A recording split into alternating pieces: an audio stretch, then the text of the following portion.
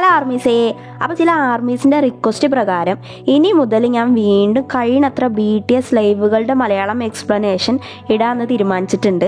അതിലാദ്യം നമുക്കിപ്പോൾ അടുത്ത് ആരം തൻ്റെ ബർത്ത്ഡേയുടെ അന്ന് വന്ന ബർത്ത്ഡേ ലൈവിനെ കുറിച്ച് പറഞ്ഞാലോ.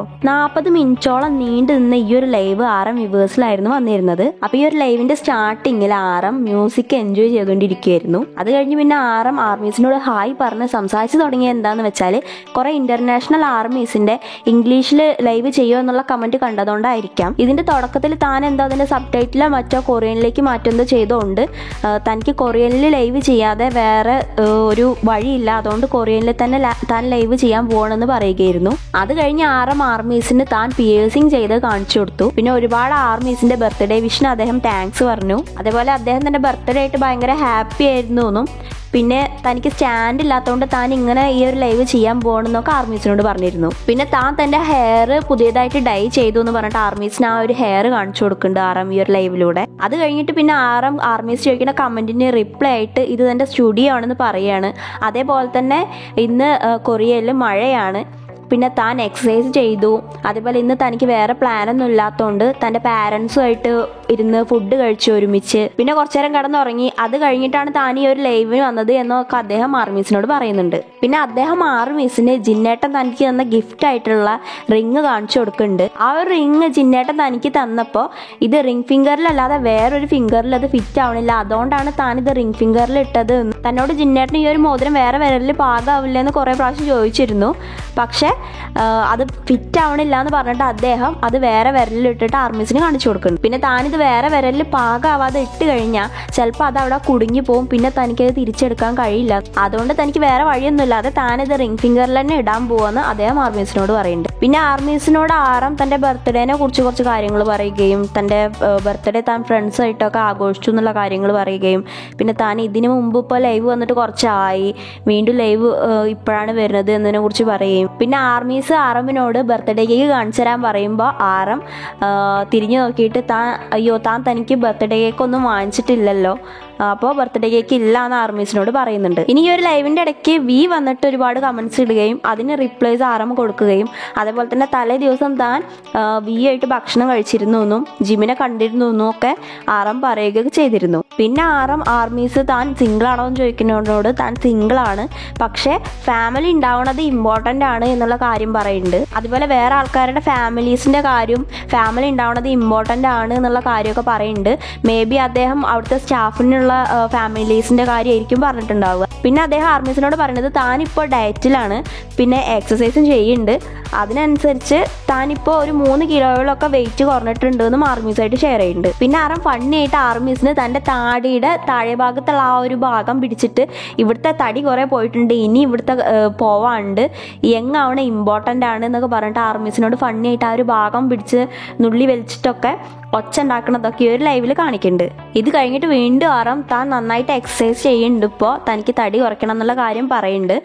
പിന്നെ ഭയങ്കര എക്സൈറ്റഡ് ആയിട്ടൊക്കെ ഓരോന്ന് കാണിച്ചു കൂട്ടുമ്പോൾ പറയുന്നുണ്ട് ആർമീസ് എന്നെ കുറിച്ച് എന്താ വിചാരിക്കുക, എനിക്ക് ഭ്രാന്തായി എന്ന് വിചാരിക്കുന്നുണ്ടാവും അത് പറഞ്ഞിട്ട് അദ്ദേഹം ആർമീസിനോട് സോറിയും പറയുന്നുണ്ട്. അത് കഴിഞ്ഞിട്ട് അദ്ദേഹം അതിൻ്റെ ഒരു എക്സ്പ്ലനേഷൻ ആയിട്ട് കൊടുക്കുന്നുണ്ട്. ഇന്ന് എൻ്റെ ബർത്ത്ഡേ അല്ല, അതുകൊണ്ടാണ് ഞാൻ ഭയങ്കര എക്സൈറ്റഡ് ആയിട്ടും ഹാപ്പി ആയിട്ട് ഇരിക്കുന്നത്.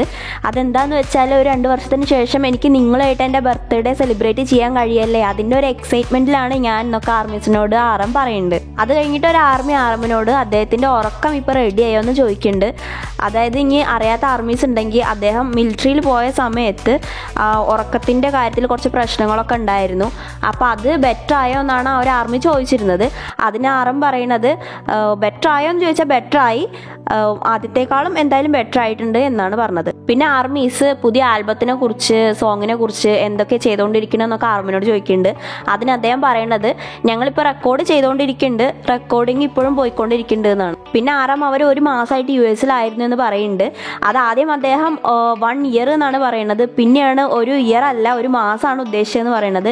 അങ്ങനെ വർക്കിൻ്റെ ഭാഗമായിട്ട് 1 മാസമായിട്ട് US-ലായിരുന്നു, അതേപോലെ തന്നെ വർക്ക് കംപ്ലീറ്റ് ചെയ്യാണ്ട് എന്നുള്ള കാര്യങ്ങളൊക്കെ ആർമിയായിട്ട് ഷെയർ ചെയ്യുന്നു. പിന്നെ ആർമീസിനോട് നിങ്ങൾക്ക് ഞങ്ങളെ പുതിയ ആൽബം ഇഷ്ടപ്പെട്ടോ ഇല്ലേന്ന് അറിയില്ല, എന്തായാലും ഞങ്ങൾ ഈ പുതിയ ആൽബം ഇറക്കും എന്നും പറയുന്നു. പിന്നെ ഒരു ആറമ്മിൻ്റെ നോസിൻ്റെ വലിപ്പം ശ്രദ്ധിച്ചിട്ടായിരിക്കും അദ്ദേഹത്തിൻ്റെ മൂക്ക് കുറച്ചും കൂടെ വലുതായിട്ട് കണ്ടുകൊണ്ട് ഇതെന്താ സ്പോയിലർ ആണെന്ന് ചോദിക്കുന്നുണ്ട്. അതിന് അദ്ദേഹം ഇത് സ്പോയിലർ അല്ല, ഞാൻ എൻ്റെ മൂക്കിനൊരു സർജറി ചെയ്തിരുന്നു, അപ്പോൾ അതിൻ്റെ ആ ഒരു നീര് വന്നിട്ടുള്ളൊക്കെ സ്വെല്ലിങ് ആണ്, അല്ലാതെ വേറെ സ്പോയിലറും കാര്യങ്ങളൊന്നും അല്ല.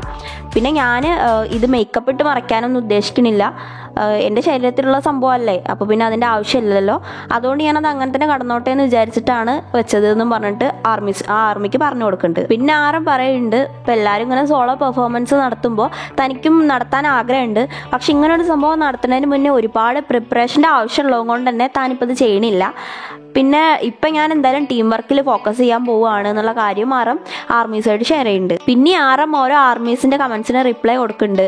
തൻ്റെ മുടി ഡൈ ചെയ്തതിനെ കുറിച്ച് വീണ്ടും ചോദിക്കുമ്പോൾ അതിനുള്ള ഉത്തരം കൊടുക്കുന്നുണ്ട്. പിന്നെ വീനോട് ആർമീസ് പറഞ്ഞ പോലെ തന്നെ ആറമ്മിനോടും വേൾഡ് കപ്പ് ടൂർണമെൻറ്റ് ചെയ്യാൻ പറയുന്നുണ്ട്, അത് അദ്ദേഹം ചെയ്യുമെന്നും ആർമീസിനോട് അദ്ദേഹം പറയുന്നുണ്ട്.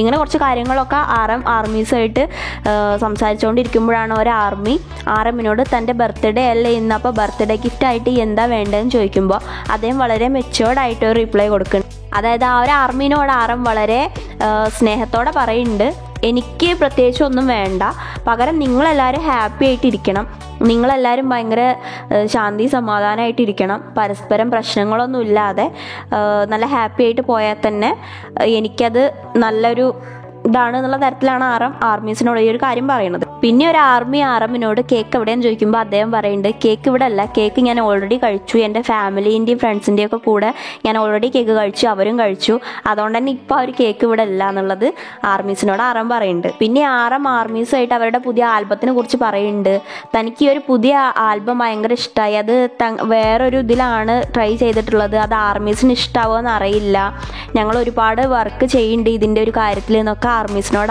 ഷെയർ ചെയ്യുന്നുണ്ട്. പിന്നെ ഇതിനിടയ്ക്ക് ഒരു ആറമ്മിനോട് ലൈസൻസ് കിട്ടിയോ എന്ന് ചോദിക്കുമ്പോൾ ഇല്ല, ഇതുവരെ എനിക്ക് ലൈസൻസ് കിട്ടിയിട്ടില്ല എന്നുള്ള കാര്യം ഈ ഒരു ലൈവിലൂടെ ഷെയർ ചെയ്തിരുന്നു. ഇനി ഇതിനിടയ്ക്ക് BTS കുറിച്ച് പറയുന്ന ഒരു കാര്യമാണ്, ഇതുവരെയായിട്ട് മാറാത്ത ഒരു കാര്യമുണ്ട് BTS കുറിച്ച് അദ്ദേഹത്തിൻ്റെ ഒരു കാഴ്ചപ്പാടിൽ. BTS എന്തോ വ്യത്യസ്തമായിട്ട് എന്തോ ഒരു സംഭവമുണ്ട്, അത് ഇതുവരെയായിട്ടും മാറിയിട്ടില്ല. അത് അദ്ദേഹം അവർ തമ്മിലുള്ള ഒരു സ്പെഷ്യൽ ബോണ്ടിനെ കുറിച്ചായിരിക്കും പറയാൻ ഉദ്ദേശിച്ചത്. അപ്പോൾ പറഞ്ഞത് എന്താണെന്ന് വെച്ചാൽ അങ്ങനെ ഒരു ഡിഫറെൻറ്റ് കൈൻഡ് ഓഫ് സംഭവം BTS എന്നുള്ളതിലുള്ളത് കൊണ്ടാണ് ഇപ്പോഴും അവരിങ്ങനെ നിൽക്കുന്നത് എന്നും അതേപോലെ തന്നെ ആർമീസായിട്ട് നിൽക്കുന്നതും എന്നും ഒക്കെയാണ്. ഇതിന് ശേഷം തൻ്റെ ബർത്ത്ഡേക്ക് വിഷ് ചെയ്യുന്ന ഒരുപാട് ആർമീസിന് വീണ്ടും താങ്ക്സ് പറഞ്ഞിട്ട് ഈ ഒരു ലൈവ് നിർത്തുകയാണ് ചെയ്തത്. അപ്പോൾ ആർമീസ് ഇപ്പം അടുത്ത വന്ന ബർത്ത്ഡേ ലൈവിൽ എനിക്ക് മനസ്സിലായ കുറച്ച് കാര്യങ്ങളാണ് ഞാൻ നിങ്ങളോട് ഷെയർ ചെയ്തത്. ഇനി ഇതിൽ ഷെയർ ചെയ്യാൻ പറ്റാത്ത ഒരുപാട് കാര്യങ്ങളുണ്ട്, കാരണം ആ ഒരു ലൈവ് 3/4 മണിക്കൂറോളം ഉണ്ടായിരുന്നു. ഞാനിപ്പോൾ ഈ ഒരു ചെറിയ ടൈമിൻ്റെ ഉള്ളിൽ ഇതിലുള്ള ഇമ്പോർട്ടൻ്റ് കാര്യങ്ങൾ മാത്രം നിങ്ങളായിട്ട് ഷെയർ ചെയ്തിട്ട് ഈ ഒരു എക്സ്പ്ലനേഷൻ ഇവിടെ അവസാനിപ്പിക്കുകയാണ്.